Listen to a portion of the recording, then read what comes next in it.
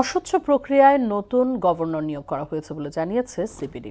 আর গেল সরকারের বৈষম্যমূলক অন্তর্বর্তী বাণিজ্য চুক্তি বাতিলের পরামর্শ দিয়েছে সংস্থাটি।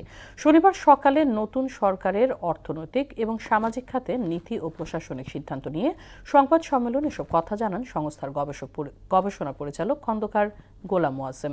নাজমুল ইসলামের প্রতিবেদন।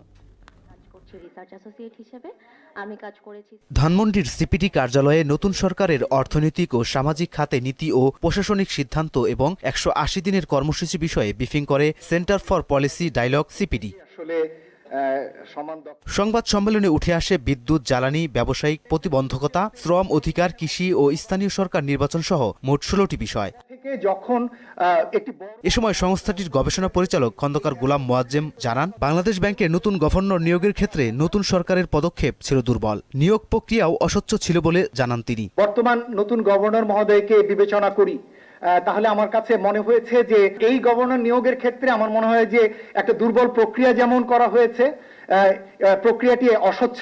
এদিকে অন্তর্বর্তী সরকারের সঙ্গে মার্কিন যুক্তরাষ্ট্রের চুক্তি দেশের অর্থনৈতিক স্বার্থে দীর্ঘমেয়াদী ক্ষতির কারণ হতে পারে বলে আশঙ্কা প্রকাশ করা হয়। তাই নতুন সরকারকে চুক্তি পুনঃ বিবেচনার পরামর্শ দিয়েছে সংস্থাটি। আমাদের অর্থনৈতিক স্বাধীনতা, নীতি সিদ্ধান্তের স্বাধীনতার জায়গায় এই চুক্তিটা আমার কাছে একটা বড় মনে হয়েছে, ব্যত্যয় মনে হয়েছে বলে আমার কাছে মনে হয়, এবং এটা আসলে সরে আসার সুযোগ রয়েছে। সরকারের সিদ্ধান্ত বাস্তবায়নে অন্তর্ভুক্তিমূলক স্থানীয় সরকার নির্বাচন দ্রুত হওয়া জরুরি বলেও মন্তব্য করেন গোলাম মোয়াজ্জেম। এই সরকারের অতি দ্রুত স্থানীয় সরকারের নির্বাচনগুলো সম্পন্ন করার প্রয়োজন রয়েছে বলে আমরা মনে করি। নাজমুল ইসলাম, মোহনা সংবাদ, ঢাকা।